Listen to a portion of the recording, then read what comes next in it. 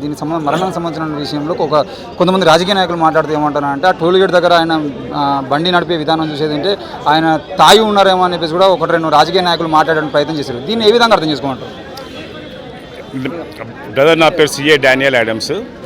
అయితే ఇది ఏదైతే జరిగిందో పాస్టర్ ప్రవీణ్ పగడాలది 100% బ్రూటల్ మర్డర్ అండి. ఇది 100% మర్డర్. ఈరోజు ఇంతమంది ఎందుకు వచ్చారండి?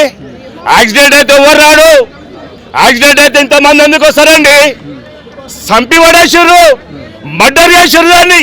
దాన్ని మర్డర్ చేసి తెలివిగా అట్లా చిత్రీకరించారు యాక్సిడెంట్ గా.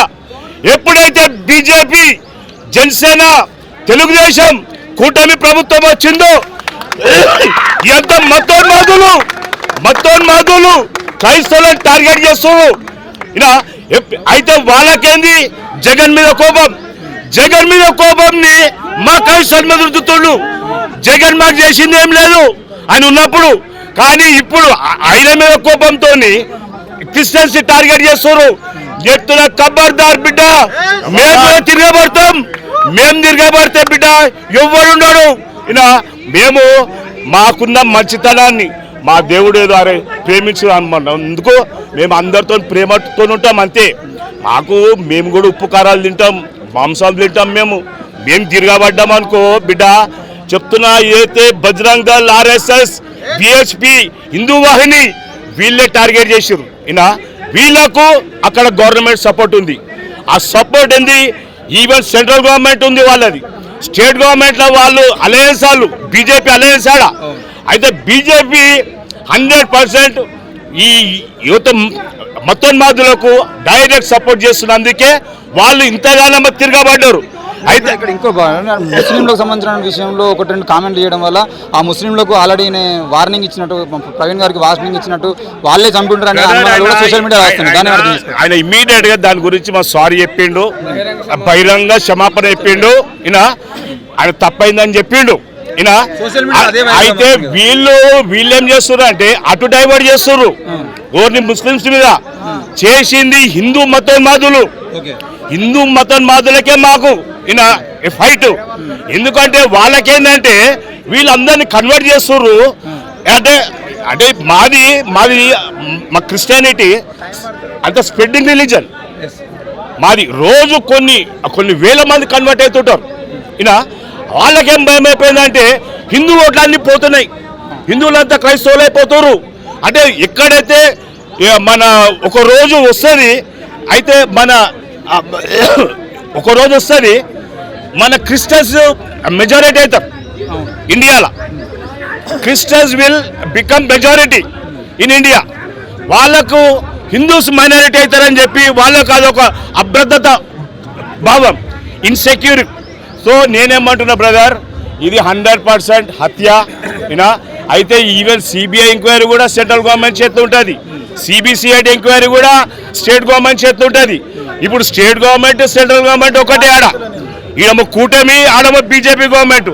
సో ఇది 100% మతోన్మాదులు చేసిన హత్య. ఇలాంటి హత్యలు ఇంకా చాలా కుట్రలు అవుతున్నాయి. అజయ్ బాబు చాలా మంది మీద అధికారులు నిన్న ఎస్పీ గారు మాట్లాడుతూ తప్పకుండా మేము ఇందులో పూర్తి స్థాయి విచారణ చేపిస్తాం, న్యాయం చేస్తామని. ఎస్పీ గాడేది, కలెక్టర్ గాడేది, ప్రభుత్వం చెప్పినట్టు వింటారు వాళ్ళు. సింపుల్ గా వాళ్ళేంది, ఈవెన్ డీజీపీ వింటాడు వాడు చెప్తే, సీఎం చెప్తే వినరా? సో అక్కడ ఉన్న మన మంగళపూడి అనిత, ఆమె ఒక దళిత్ క్రిస్టియన్, ఆమె ఇప్పటి వరకు మాకు స్పందించాలి, హోమ్ మినిస్టర్ ఆమె. సో నేనేమంటున్నా బ్రదర్, ఇదంతా అంటే చేసింది బీజేపీ, అంటే అలయన్స్ వాళ్ళు, దానికి సపోర్ట్ చేస్తుంది బీజేపీకి వీళ్ళంతా ఒక కూటమి ఉంది కాబట్టి వాళ్ళకి సపోర్ట్ చేయాల్సిందే వాళ్ళు. So this is 100% brutal murder. ఈరోజు ఆ మర్డర్ అనేందుకు ఎంతమంది వచ్చారండి? లేకపోతే ఎందుకు వస్తారు? యాక్సిడెంట్ అయిందంటే అరే పాపం యాక్సిడెంట్ అయిందా అని ఇంట్లో కూర్చొని ప్రార్థన చేస్తాం మేము. ఇంతమంది వచ్చిర్రు, ఇంకా వస్తుర్రు. ఎందుకు వచ్చిర్రు అంటే ఇది అర్థమైంది అందరికీ. వాళ్ళు ఏంటంటే అర్థం కానట్టు చేస్తారు, ఏదో యాక్సిడెంట్గా చిత్రీకరించి వాళ్ళకి సపోర్ట్గా ఆయన తాగున్నాడు. ఆయన ఎందుకు తాగుతాడండి? పాస్టర్ తాగుతాడా అండి? ఎవరు తాగాడు? అంటే కొంతమంది ఎంపీ స్థాయిలో ఉన్న రాజకీయ నాయకులు మరి మాట్లాడుతున్నారు. అంటారండి. వాడు రుద్రం రాజు కొన్నాడు, వాడు రుద్రరాజాలో కొన్నాడు. వాడు వీళ్ళకు ఏపీలో 200 సంఘాలు అవసరమా అనేట. వాని కోపం ఏంది? జగన్ మీద కోపం అని. అయినా వాడు ఆడొకప్పుడు ఆ జగన్ పార్టీని ఉన్నాడు, ఆయనకు అగేన్స్ట్ అయ్యాడు, ఆయన మీద కేసులు వేసాడు. ఈయన జగన్ క్రిస్టియన్ కాబట్టి వాడు క్రిస్టియన్సీ వీళ్ళకు ఇన్ని చర్చలు అవసరం. అరే నువ్వునేరా ఈయన. ఈరోజు ఏపీలో తెలంగాణ 6 లక్షల చర్చస్ ఉన్నాయి. ఇంకా రాను రోజులు ఎక్కువనైతే ఉంటాయి మా చర్చస్, మా పాపులేషన్ ఎక్కువనైతే ఉంటుంది. ఈరోజు చెప్తున్నా, ఒక రోజు ఇండియా మొత్తం క్రిస్టియన్ కంట్రీ అవుతుంది, క్రిస్టియన్ కంట్రీ అవుతుంది. సో నేనేమంటున్నా, సిబిఐ మీద మాకు నమ్మకం లేదు, ఎందుకంటే అంతా బీజేపీ గవర్నమెంట్లో ఉంది. సిబిసిఐడి అంతా స్టేట్ గవర్నమెంట్, ఆడ మాకు కూటమి ఉంది. ఈయన మాకు ఇక్కడ అక్కడ కాదు అన్యాయం, మాకు దేవుడే న్యాయం చేస్తాడు. దేవుడు మాకేం చెప్తా చేస్తాం. ఒక దేవుడు అన్నాడు అనుకో, అరే మీ అందరూ తిరగబడండి అంటే మేము తిరగబడతాం. ఈయన అంటే ఇంకా చాలా మంది ప్రవీణ్ పగడాల లాగానే చాలా మంది పాస్టర్లు ఈరోజు డిబేట్లలో కూర్చొని చాలా విషయాలు మాట్లాడుతున్నారు. అంటే ఏ మతాలలో ఏమేమి ఉన్నాయి, ఎలా పుట్టారు, ఏ దేవుళ్ళ పుట్టుకు సంబంధించిన విషయంలో కూడా చాలా కామెంట్లు చేస్తున్నారు. వాళ్ళు కూడా థ్రెట్ ఉందని చెప్పేసి ఇప్పటికీ చాలా మంది చాలా వేదిక మీద మాట్లాడుతున్నారు. మరి అంటే ఈ ఐక్యతకు సంబంధించిన విషయంలో ఇప్పుడు మీరు అంటున్నారు కదా, దేవుడు మమ్మల్ని అంటే చెబితే మేము తప్పకుండా అంటే ఇప్పుడు మళ్ళీ ఇలాంటివి జరగకుండా చూసుకోవడం కోసం ఐక్యంగా మీరు ఏమైనా కార్యాచరణ తీసుకునేటువంటి అవకాశాలు కనబడుతుంది? కార్యాచరణ ఏం లేదు సార్. ఈయన మేము అంటే మా క్రిస్టియనిట్లా మరణం పెద్ద ఇష్యూ కాదు. అదొక ప్రమోషన్ అనుకుంటాం మేము, అంతే. కానీ ఏంటంటే బ్రతికిన రోజులు దేవుని కోసం బ్రతుకుతాం. చావైనా అనుకో అది మాకు లాభమే. అది హతసాక్షి అంటారు దీన్ని, ఇంగ్లీష్లో మార్టిర్ ఫర్ క్రైస్ట్ అంటారు. అయితే మేము హతసాక్షులు దానికే మేము రెడీ ఉన్నాం. కోకోలో మా దేవుడు ఎందుకు రాస్తారా, మీరు కూడా తిరగబడ్డాడంటే 100% తిరగబడతాం మేము. ఇలా యువానికి నమ్మేం. అసలు మాకు ప్రేమించడం నేర్పించాడండి. మాకు క్రీస్తు బోధనలు ఎలా ఉంటాయంటే పాపులను ప్రేమించండి అన్నారు, అంతే. మాకు ఇంతమంది స్వచ్ఛందంగా వచ్చిన అందరూ కదా, మీరు అందరం స్వచ్ఛందంగా వచ్చాం కదా. అసలు ప్రవీణ్ పగడాల గారు ఉదయం 6 గంటలకి చనిపోయిందని రిపోర్ట్ చూశారు పోలీసులు. తర్వాత తెల్లవారి మధ్యాహ్నం వరకు ఎవరైనా చనిపోతే సుమోటోగా స్వీకరిస్తారు కేసు. తర్వాత చనిపోయినప్పుడు 1 గంట 2 గంటలకు స్ప్రెడ్ అయిపోయింది న్యూస్. రాజమండ్రి ప్రాంతంలో హాస్పిటల్ దగ్గర పెద్ద పెద్ద సేవకులు కానీ నాయకులు కానీ అందరూ వచ్చి ఉన్నారు.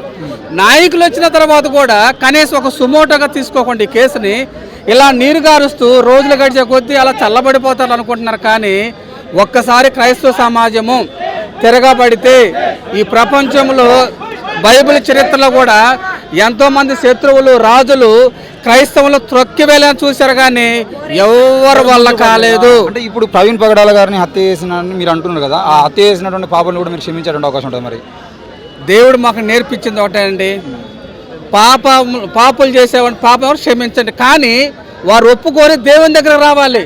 క్షమించి మేము దూరంగా వెళ్తాము, లేదంటే పాపం చేసి హత్య చేసి మళ్ళీ దేవుడు క్షమించే వ్యక్తి అయితే కాదు. నువ్వు నిజంగా పాపం చేస్తే, నువ్వు నిజంగా ఒకవేళ హత్యలు ఇన్వాల్వ్ అయితే డైరెక్ట్గా ఇన్వాల్వ్గా దేవుని దగ్గరకు రా, ఆయన క్షమించే దేవుడు. ఈరోజు ఆయన సిలువలో రక్తం కార్చి నీ కోసం మా కోసం అందరి కోసము సిలువ మరణాన్ని సిలువ యాగాన్ని పొందుకుందంటే ఆ రక్తం ద్వారా ప్రతి ఒక్కరికి పరలోకి ఇవ్వడం కోసమే. కానీ మరి అన్నగారు చెప్పిన ప్రతి సభల్లో కూడా చక్కగా నవ్వుతూ ఎవరిని కూడా రెచ్చగొచ్చే మాటలు ఇప్పుడు చెప్పలేదు. ఆయన ఉద్దేశం అలా కాదు.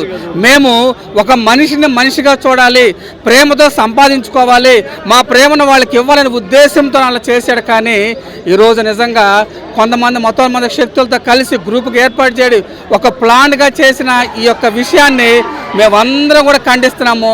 మాకు ఒక్కటే అండి, క్లీన్గా న్యాయం కావాలి. అది ఏ రకమైన న్యాయం కోరుకుంటున్నారు మీరు? దీని వెనక ఎవరిని కుట్ర అనేది కావాలి.